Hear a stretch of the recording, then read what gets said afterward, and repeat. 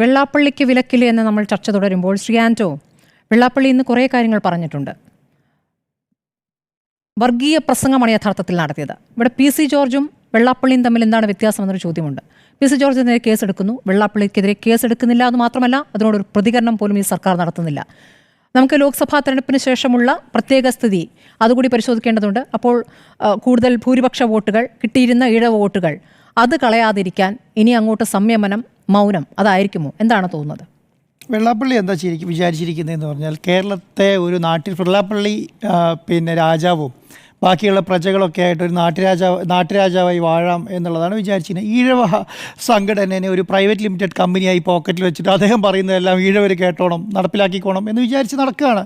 അത് ഉദ്ദേശിച്ചിട്ടാണ് 2015 അദ്ദേഹം കാസർഗോഡ് തുടങ്ങി നമ്പൂതിരി മുതൽ നായാടി മുതൽ നമ്പൂതിരി വരെ എല്ലാം ഒരു കുടക്കീഴിൽ അണിനിരക്കണമെന്നും ഞങ്ങളൊരു പാർട്ടി ഉണ്ടാക്കുമെന്നും അത് VDJS ആണെന്നും അതിൻ്റെ അർത്ഥം താമര കുടത്തിൽ വിരിയിക്കാൻ വേണ്ടിയിട്ടാണെന്നും എന്നൊക്കെ പറഞ്ഞിട്ട് കാസർഗോഡ് നിന്ന് തുടങ്ങിയിട്ട് മലപ്പുറം എത്തിയപ്പോൾ എല്ലാം കൂടി പൊളിഞ്ഞടുങ്ങി.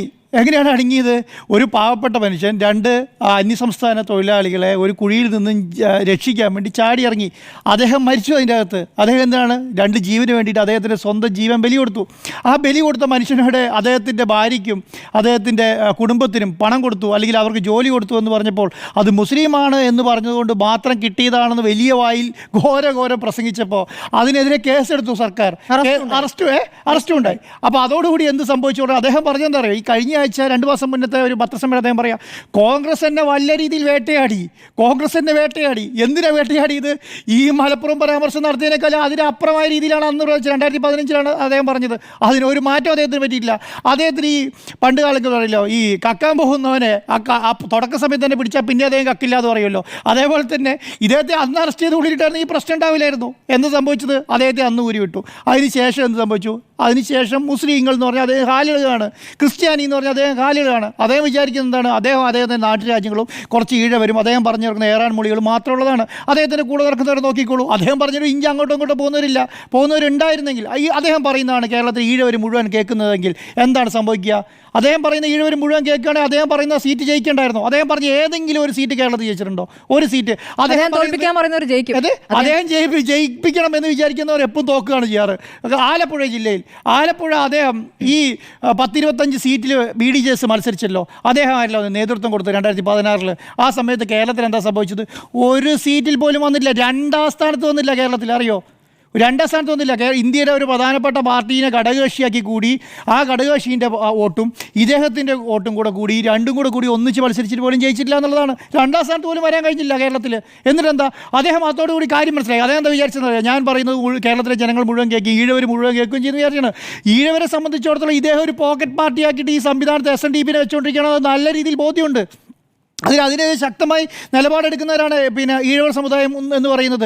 ഒരു സമുദായം എന്ന് ഉദ്ദേശിക്കുന്നത് എങ്ങനെയാണ്? 30 വർഷം അതിൻ്റെ തലപ്പത്തിരുന്നുകൊണ്ട് മാത്രം കാര്യമില്ലല്ലോ. സമുദായം എന്ന് പറയുന്നത് സമുദായത്തിൻ്റെ തലപ്പത്തിരിക്കുന്നവർക്ക് ആ മഹിമ ഉണ്ടാവണം. കേരളത്തിലെ ജനങ്ങളെ മുഴുവൻ, അല്ലെങ്കിൽ ആ സമുദായത്തിലെ മുഴുവൻ ജനങ്ങളെ പ്രതിനിധീകരിച്ച് ആ ജനങ്ങൾക്ക് പോലും അദ്ദേഹം പറയുന്ന പോലെ അല്ലല്ലോ മലപ്പുറത്ത് ജീവിക്കുന്ന ഈഴവരുടെ അവസ്ഥ എന്താ? അവരെ സംബന്ധിച്ചിടത്തോളം അവർ സഹോദരന്മാരെ കെട്ടിപ്പിടിച്ച് ജീവിക്കുകയാണ്. അവരെ സംബന്ധിച്ചിടത്തോളം ഒരു മുസ്ലിമിൻ്റെ വീട്ടിൽ നിന്ന് ഫുഡ് കൊണ്ടുപോയി കഴിക്കുന്ന ഹിന്ദുക്കളുണ്ട് അവിടെ, ഈഴവനുണ്ട് അവിടെ. തിരിച്ച് അവിടെ ഒരു ആഘോഷം വരുന്ന സമയത്ത് മുസ്ലിങ്ങളെ കൂട്ടിയിട്ട് വന്ന് അവിടെ ഫുഡ് കൊടുക്കുന്ന ഈഴവനുണ്ട് അവിടെ. അവർ ഒറ്റക്കെട്ടായി നിൽക്കുകയാണ്. അവിടെ ചെന്നിട്ടാണ് പറയുന്നത് നിങ്ങൾ 2ആയിട്ട് നിൽക്കുക, നിങ്ങൾ ഈഴവൻ അവിടെ ശ്വാസം മുട്ടി ജീവിക്കുകയാണ് എന്ന് പറയുകയാണ്. അങ്ങനെയുള്ള സ്ഥലത്ത് അങ്ങനെയുള്ള ഈഴവൻ എങ്ങനെയാണ് ഇദ്ദേഹത്തെ കാണുക? കോട്ടയം എന്ന് പറയുന്ന ഒരു സ്ഥലത്ത് പോയിട്ട് പറയുക ക്രിസ്ത്യാനികളെല്ലാം പ്രശ്നക്കാരാണ്. കേരള കോൺഗ്രസ് പ്രവർത്തിക്കുന്നത് ക്രിസ്ത്യാനികൾക്ക് വേണ്ടിയിട്ടാണ്. കേരള കോൺഗ്രസ് പ്രവർത്തിക്കുന്ന ഹിന്ദുക്കളുടെ അവസ്ഥ അപ്പോൾ എന്താ? കേരള കോൺഗ്രസ് പ്രവർത്തിക്കുന്ന ഈഴവൻ്റെ അവസ്ഥ എന്താ? അത് ക്രിസ്ത്യാനി പാർട്ടിയാണെന്ന് പറയുക. എന്നിട്ട് ഇദ്ദേഹം പാർട്ടി ഉണ്ടാക്കി വെച്ചോ? ഇദ്ദേഹം പാർട്ടി ഉണ്ടാക്കി വെച്ചിട്ടില്ലല്ലോ. വേറെ പാർട്ടി ഉണ്ടാക്കിയോ? ആ പാർട്ടിയിൽ ഒരു മനുഷ്യൻ പോലും പോകുന്നില്ല എന്നേ. ആ പാർട്ടി കെട്ടിവെച്ച കാശ്, ഇദ്ദേഹം ഉണ്ടാക്കിയ പാർട്ടിക്ക് കെട്ടിവെച്ച കാശ് ഇടുന്നില്ല. അതിൻ്റെ തലപ്പത്ത് അദ്ദേഹത്തിൻ്റെ മകനെ തന്നെയാണ് നിർത്തിയിരിക്കുന്നത്. എന്നിട്ട് എന്താ? അദ്ദേഹത്തെ വിമർശിക്കുന്നവരെ മുഴുവൻ വിമർശിക്കുകയാണ്. ഏത് രീതിയിലാണ് വിമർശിക്കുന്നത്? പേരെടുത്ത് വിമർശിക്കുക. കേരളത്തെ സ്ത്രീകളെന്താ ഫാക്ടറിയാണോ പ്രൊഡക്ഷൻ തുടങ്ങാൻ വേണ്ടിയിട്ട്? കേരളത്തെ സ്ത്രീകളെ ഫാക്ടറിയായി കാണുന്ന ഏതെങ്കിലും ഒരു നേതാവ്, ഏതെങ്കിലും ഒരു സാമുദായിക നേതാവ്, ഏതെങ്കിലും ഒരു രാഷ്ട്രീയ നേതാവ് കേരളത്തിലുണ്ടോ? ഫാക്ടറി എന്നിട്ട് പറയുകയാണ് ഈഴവ സ്ത്രീകളോട് എന്താ പറയുന്നത് അറിയോ? നിങ്ങൾ പ്രൊഡക്ഷൻ നിർത്തരുതെന്ന്. അതിനൊരു മാന്യത വേണ്ടേ? ഒരു സ്ത്രീനെ അമ്മയായും പെങ്ങളായും കുട്ടികളായും കാണുന്ന ഒരു സ്ത്രീനെ അവരെങ്ങനെയാണ് നമ്മൾ കൈകാര്യം ചെയ്യുന്നത്? മലയാളീൻ്റെ എന്താ പറയുക, ഒരു മലയാളി ഒരു സ്ത്രീനെ കാണുന്നത് എങ്ങനെയാണ്? ഈ പ്രൊഡക്ഷൻ കമ്പനിയായിട്ടാ? പ്രൊഡക്ഷൻ കമ്പനിയായിട്ടാണോ? എന്നിട്ട് പറയാണ് മുസ്ലിം സ്ത്രീകൾ ഫാക്ടറികളായി പോലും, മുസ്ലിം ഫാക്ടറികളായി അവർ ഇഷ്ടം പോലെ പെറ്റുകൂട്ടുന്നു എന്നാണ് പറയുന്നത്. എന്താണ് ഇവരെയൊക്കെ പറയേണ്ടത്?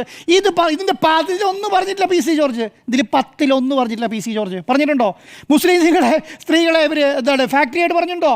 കേരളത്തിൽ ഈഴവ സ്ത്രീകളെ ഫാക്ടറിയായിട്ട് പറഞ്ഞിട്ടുണ്ടോ? ഒന്നും പറഞ്ഞിട്ടില്ലല്ലോ. പക്ഷേ അദ്ദേഹത്തിനെതിരെ കേസെടുത്തു, അറസ്റ്റ് ചെയ്ത് കോടതി കൊണ്ട് ഹാജരാക്കിയില്ലേ? ഈ വെള്ളാപ്പള്ളി നടേശനെതിരെ കേസെടുക്കാൻ തൻ്റെ ഇടമുണ്ടോ? എന്താ ഇത് ഇല്ലാത്തത്? അദ്ദേഹം എന്താണ് 6 മാസത്തിനുള്ള ഇലക്ഷനാണ്, 10 മാസത്തിലുള്ള ഇലക്ഷനാണ്. ഒരു ജിബി സാർ നേരത്തെ പറഞ്ഞാൽ ഒരാൾ ഒരക്ഷരം മിണ്ടാൻ പോകുന്നില്ല. ഇദ്ദേഹം പറഞ്ഞിട്ട് വോട്ട് കിട്ടുന്നതുകൊണ്ടല്ല, ജനങ്ങളെ സംബന്ധിച്ചോ രാഷ്ട്രീയക്കാരെ സംബന്ധിച്ചിടത്തോളം വെറുപ്പിക്കണ്ട എന്ന് പറയാണ്. കാന്തപുരം മുസ്ലിയാർ എന്ത് തെറ്റാ ഇപ്പം ഇന്നലെ ചെയ്തേ? അദ്ദേഹത്തെ ചീത്ത പറയുന്നുണ്ടല്ലോ. എന്ത് തെറ്റാ ചെയ്തത്? ഒരു സ്ത്രീ, ഒരു സ്ത്രീ വേറൊരു രാജ്യത്ത് തൂക്കുകയറിന് മുന്നിൽ നിൽക്കുകയാണ്. അദ്ദേഹത്തെ ഇറക്കിക്കൊണ്ടുവരാൻ കാന്തപുരവും ഈ ചാണ്ടിയുമ്മനും ഈ പറഞ്ഞ പ്രധാനപ്പെട്ട കേന്ദ്രമൊക്കെ ആയിട്ട് ബന്ധപ്പെട്ട നേതാക്കന്മാരൊക്കെ ശ്രമിച്ചുകൊണ്ടിരിക്കുകയാണ്. അദ്ദേഹത്തിന് മുഖ്യ പങ്ക് കാന്തപുരം വഹിക്കുന്നു. അദ്ദേഹം വിചാരിച്ചിട്ട് പോലും നടക്കാത്ത അവസ്ഥയുള്ളത് മനസ്സിലായി. അദ്ദേഹം മടങ്ങിത്തിരിക്കുക. ഏത് 85 വയസ്സുള്ള ഒരു മനുഷ്യൻ അല്ല, കാന്തപുരത്തെ വിമർശിക്കുന്ന സൂംബയുമായി അല്ല ആണ് ഞാൻ പറയുന്നത്. ഇപ്പം ഇദ്ദേഹത്തിന് ആൾക്കാർക്ക് ഇപ്പോൾ അദ്ദേഹത്തിന് ഒരു ഫേസ് വാല്യൂ ഉണ്ട്. ആ ഫേസ് വാല്യൂ നശിപ്പിക്കുകയാണ്. ഒരു സാമുദായിക നേതാവ് എന്നുള്ള നിലയ്ക്ക് കാന്തപുരത്തിന് ഒരു ഫേസ് വാല്യൂ ഉണ്ട്. അത് നശിപ്പിക്കുകയാണെങ്കിൽ അദ്ദേഹം ചെയ്ത ഗുണം എന്താ?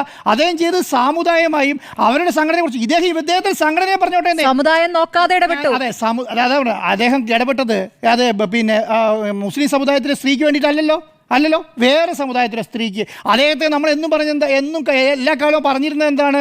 അദ്ദേഹം വളരെ ഇടുങ്ങിയ ചിന്താഗതിക്കാരനാണ്, മുസ്ലിങ്ങൾക്ക് വേണ്ടി മാത്രം പ്രവർത്തിക്കുന്ന ആളെന്നല്ലേ അദ്ദേഹം.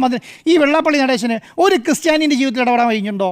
ഒരു ഹിന്ദുവിൻ്റെ ജീവിതത്തിൽ, അല്ലെങ്കിൽ ഒരു മുസ്ലിമുടെ ജീവിതത്തിൽ ഇടപെടാൻ പറ്റുമോ? ഒരു ഹിന്ദുവിൻ്റെ ജീവിതത്തിൽ ഇടപെട്ട കാര്യം പറയട്ടെ. ഒരു ഈഴവൻ്റെ ജീവിതത്തിൽ, സ്വന്തം സമുദായത്തിൽ ഒരു ഈഴവൻ്റെ ജീവിതത്തിൽ ഇടപെട്ട കാര്യം പറയട്ടെ വെള്ളാപ്പള്ളി നടേശൻ. എന്നിട്ട് വേണം ഹിന്ദുവിനെയും ക്രിസ്ത്യാനിയും പറയട്ടെ. അദ്ദേഹത്തിൻ്റെ മുന്നണിയിൽ, അദ്ദേഹത്തിൻ്റെ പിന്നെ സമുദായത്തിൽ ഉന്നമനം ഉണ്ടായാൽ ആ ഉന്നമനത്തിന് വേണ്ടി പ്രവർത്തിക്കണം. ഈ കുമാരനാശാൻ ഇരുന്ന കസേരയാണത്. ആ കുമാരനാശാൻ ഇരുന്ന് പ്രവർത്തിച്ച് എങ്ങനെയെന്നറിയോ? ആ സമുദായത്തെ ഉയർത്തിക്കൊണ്ട് വരാനുള്ള പണിയെടുത്തു. 30 വർഷമായിട്ട് ഈ സമുദായത്തിന് എവിടേക്കാണ് ഉയർത്തിയത്? ഏത് കാര്യമാണ് ഇവിടെ ചെയ്തിരിക്കുന്നത്? എന്നൊരു യൂണിവേഴ്സിറ്റി ഉണ്ടാക്കിയപ്പോൾ അവിടെ മുസ്ലിമിനെ കൊണ്ടുവച്ച് പറഞ്ഞ് കരയാണ്.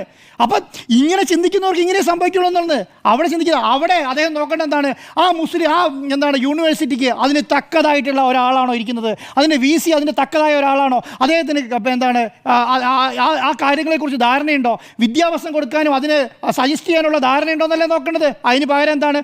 അദ്ദേഹം മുസ്ലിമാണെന്ന് അന്വേഷിച്ചു പോവാണ്, ഇദ്ദേഹം ക്രിസ്ത്യാനിയാണോ എന്ന് അന്വേഷിച്ചു പോവാണ്, കോട്ടയം ക്രിസ്ത്യാനികളുടെ കേന്ദ്രമാണ് അന്വേഷിച്ചു പോവാണ്, മലപ്പുറം മുസ്ലിങ്ങളുടെ കേന്ദ്രമാണ് അന്വേഷിച്ചു പോവാണ്. ഇങ്ങനെ ചിന്തിക്കുന്നവർക്ക് എവിടെ ഉന്നതി ഉണ്ടാകാൻ പറ്റും? 30 വർഷമായിട്ട് ആ കസേരയിരിക്കുന്നു. ഒരു എടുത്ത കാര്യം പറ. ഞാൻ പറയുന്നത് അറിയോ? പൊന്നാടിയിട്ട് അണിയിച്ചുകൊണ്ട് കാര്യമില്ല. ഒരാൾ ഒരു കസേര ഇരുന്ന് വിചാരിച്ച് പൊന്നാടിയിട്ട് അണിയിച്ചുകൊണ്ട് കാര്യമുണ്ടോ? ഒന്നുമില്ല. എന്നിട്ട് ചർച്ച നടത്തുന്നവരെ കാര്യം ആവശ്യമായിട്ട് പറഞ്ഞുകൊണ്ടിരിക്കുക. എന്ത് ചർച്ച? കേരളത്തിൽ എന്ത് തെമ്മാടിത്തരം നടത്തിയാലും കേരളത്തിലെ ജനങ്ങളും പാർട്ടികളും പ്രസ്ഥാനങ്ങളും കേരളത്തിലെ മീഡിയകളും ചർച്ച ചെയ്യും. അത് വട്ടമേശ സമ്മേളനമായാലും ചർച്ചയായാലും അതെന്താണ് അല്ല 4 ആണുങ്ങളും 2 പെണ്ണുങ്ങളും ചർച്ചയായാലും ഉണ്ടാവും. വീട്ടെറ്റിനെ കുറിച്ച് പറയുന്നത് 4 ആണുങ്ങളും 2 പെണ്ണുങ്ങളും ഇരുന്ന് ചർച്ച നടത്താന്ന് പറയുന്നത്. ഞാൻ പറയുന്നത് നമ്മളെക്കുറിച്ച് അത്രയും പറഞ്ഞില്ലല്ലോ. എന്താണ് ഫാക്ടറിയാന്ന് പറയില്ലല്ലോ. ഏത് ഹിന്ദു സ്ത്രീകളെ കുറിച്ചിട്ട് ഈഴവ സ്ത്രീകളെ ഫാക്ടറികളായിട്ടും മുസ്ലിം സ്ത്രീകളെ ഫാക്ടറിയായിട്ടും കാണുന്ന ആളുടെ അടുത്ത് നിന്ന് എന്താ പിന്നെ പ്രതീക്ഷിക്കേണ്ടത്? ഇതുകൂടെ ഈ മലപ്പുറം പ്രാവശ്യത്തില്ല. ഇനി ഇങ്ങനെ എന്ത് ചോദിച്ചാലും അറിയാം. ഇദ്ദേഹം ചിലപ്പോൾ വിചാരിക്കുന്നുണ്ടാവും. എന്നിട്ട് പറയാണ് കേരളത്തിലെ മീഡിയകളൊന്നും നമ്മുടെ കൂടെ നിൽക്കുന്നില്ല എന്നുള്ളത്. നല്ല കാര്യം ചെയ്യണമെന്നേ. നല്ല കാര്യം ചെയ്തിട്ടുണ്ടെങ്കിൽ കേരളത്തിലെ മീഡിയകൾ കൂടെ നിൽക്കും. നല്ല കാര്യത്തിന് വേണ്ടി ഇറങ്ങി പ്രവർത്തിക്കുമോ? മീഡിയകൾ കൂടെ നിൽക്കും. അതെന്താണ് ചെയ്യേണ്ടത്? അതല്ലേ ചെയ്യേണ്ടിയിരുന്നത്? ചെയ്തിട്ടില്ല. ഇനി എന്താണ് കേരളത്തിലെ ഈഴവർക്ക് വേണ്ടിയിട്ട് വെള്ളാപ്പള്ളി നടേശൻ ചെയ്ത കാര്യങ്ങൾ പറ. എന്ത് പറയും? സ്കൂളുകളുണ്ട്. അയ്യോ മലപ്പുറത്ത് ഈഴവന് സ്കൂൾ കിട്ടില്ല എന്ന് അറിയാണ്ടിരിക്കുകയാണ്. മലപ്പുറത്ത് ഈഴവന് സ്കൂൾ കിട്ടില്ല. ഇദ്ദേഹത്തിൻ്റെ ഏരിയയിൽ ആലപ്പുഴ സ്കൂളുണ്ടല്ലോ, അവിടെ എന്ത് ഉന്നമനം നടത്തിയത് അറിയണ്ടേ? ഈഴവന് സ്കൂള് ഇദ്ദേഹത്തിൻ്റെ പേര് തന്നെ ഒരു സ്കൂൾ ഉണ്ടായിരുന്നല്ലോ. വെള്ളാപ്പള്ളി നടേശൻ എന്തോ ഒരു പേരൊക്കെ പറഞ്ഞിട്ട് അതുണ്ടോ? ഇപ്പോൾ അതുപോലും നടത്താൻ കഴിഞ്ഞിട്ടില്ലല്ലോ. അപ്പോൾ കേരളത്തെ സംബന്ധിച്ചിടത്തോളം കേരളം പ്രബുദ്ധരായ ജനങ്ങളാണ്. അവർക്ക് കാര്യങ്ങൾ മനസ്സിലാവും. അവിടെ ചെന്നൊരു വർഗീയത കുത്തിവെച്ച് ഇദ്ദേഹം പാർട്ടി ഉണ്ടാക്കിയത് വർഗീയതയോട് കൂടിയിട്ടാണ്. കാസർഗോഡ് തുടങ്ങി തിരുവനന്തപുരം വരെ ജാഥ നടത്തി.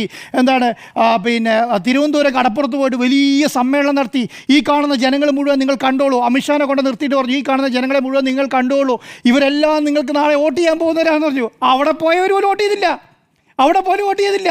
കാരണം എന്താ, ആ സംവിധാനമാണ് ഇവരുടെ അവസ്ഥ എന്ന് പറയുന്നത്. അത്രയും വലിയ കോലാഹലം ഉണ്ടാക്കി, ആ കോലാഹലം ഉണ്ടാക്കി അതിനനുസരിച്ച് സംസാരിക്കുകയും ചെയ്തു, എന്നിട്ട് ഒന്നും നടന്നിട്ടില്ല എന്നുള്ളതാണ്. കേരളത്തിലെ രാഷ്ട്രീയ പാർട്ടികൾ നിങ്ങൾ പറഞ്ഞ പോലെ പ്രതികരണ ശേഷി ഇല്ലാതാവുകയാണ്. ഓരോ നിമിഷം കൂടുമ്പോഴും നേതാവിൻ്റെ പേരെടുത്ത് പറഞ്ഞിട്ട് പ്രതികരിക്കാൻ പറ്റുന്നില്ല, പ്രതിപക്ഷ നേതാവിൻ്റെ പേരെടുത്ത് പറഞ്ഞിട്ട് പ്രതികരിക്കാൻ പറ്റുന്നില്ല, മന്ത്രിമാരുടെ പേരെടുത്ത് പറഞ്ഞിട്ട് പ്രതികരിക്കാൻ പറ്റുന്നില്ല. ഇവർക്ക് പറ്റാത്തതാ. ഇപ്പോൾ ഇടതുപക്ഷത്തിൻ്റെ കൂടെയാണെന്നല്ല പറയുക, ഇടതുപക്ഷത്തിലെ ചില നേതാക്കന്മാർ ഇഷ്ടമല്ല, ചില നേതാക്കന്മാർ ഇഷ്ടമാണ്. ഇപ്പം അച്യുതാനന്ദന് ഭയങ്കര സ്നേഹം കേട്ടോ. പണ്ട് അച്യുതാനന്ദനായിരുന്നു ശത്രു, ഇപ്പം അച്യുതാനന്ദൻ സ്നേഹം. അപ്പം അദ്ദേഹം തന്നെ പറയാം അച്യുതാനന്ദൻ ഇപ്പോൾ സുഖമില്ലാതെ കിടക്കുകയാണെന്നുള്ളത് അല്ലേ. അപ്പോൾ അദ്ദേഹം പ്രതികരിക്കില്ല, അദ്ദേഹം പ്രതികരണശേഷി ഉണ്ടായാൽ അപ്പം മറുപടി പറഞ്ഞിട്ടുണ്ടാവും. കാരണം ഏറ്റവും വലിയ ശത്രുവായി വെച്ചിരുന്ന ആൾ അച്യുതാനന്ദനാണ്. അത് ആലപ്പുഴയിലെ നേതാക്കന്മാരെ പോലും കൂടെ നിർത്താൻ കഴിയുന്നില്ല എന്നുള്ളതാണ്. അപ്പം വെള്ളാപ്പള്ളി നടേശൻ ചെയ്യേണ്ട എന്താ, വെള്ളാപ്പള്ളി നടേശൻ ചെയ്യുന്ന സമുദായത്തിന് വേണ്ടി എന്തെങ്കിലും ചെയ്യൂ. ഞാൻ ഇവിടെ കോൺഗ്രസ് പിന്നെ എന്താണ് ക്രിസ്ത്യാനികളുടെ കാര്യം നോക്കണം, അവിടെ മതനേതാക്കന്മാരുണ്ട്, അവർ ചെയ്തോളൂ. മുസ്ലിങ്ങളുടെ നേതാക്കന്മാരാണ്, മതനേതാക്കന്മാരുണ്ട്. ഇവരെയൊക്കെ നോക്കാൻ വേണ്ടിയിട്ട്, ഇവരുടെ ഉന്നമനത്തിന് വേണ്ടി കേരളത്തിൽ സർക്കാരുണ്ട്, കേന്ദ്രത്തിൽ സർക്കാരുണ്ട്, അവർ ചെയ്തോളൂ. ഇദ്ദേഹം ചെയ്യേണ്ട പണി എന്താ, ഇദ്ദേഹത്തിൻ്റെ സംഘടനയുണ്ടല്ലോ അതൊന്ന് വലുതാക്കൂ, അതൊരു നല്ല ഉന്നമനത്തിൽ കൊണ്ടുവരൂ, എന്നിട്ട് അതിനൊരു വലിയ സംവിധാനമാക്കൂ, എന്നിട്ട് ഇദ്ദേഹം പറയുന്നത് പോലെ അണികളെ മുഴുവൻ കേൾക്കുന്ന അവസ്ഥയിലേക്ക് എത്തിക്കൂ. അതിനുശേഷം നമുക്ക് ആലോചിക്കാം. അതിന് മുന്നേ ഞാനാണ് രാജാവെന്നും എൻ്റെ മുന്നിലുള്ളവരെല്ലാം അടിമകളാണെന്ന് വിചാരിച്ചിട്ടുണ്ടെങ്കിൽ ഇതിനേക്കാളും അപ്പുറം ഒന്നും നടക്കാനില്ല. ഇങ്ങനെ തന്നെ കേരളം ചർച്ച ചെയ്യുള്ളൂ, ഇനിയും ഇങ്ങനെ തന്നെ കേരളം ചർച്ച ചെയ്യുള്ളൂ. അത് അദ്ദേഹം മനസ്സിലാക്കി, അദ്ദേഹത്തിന് കൊള്ളാം.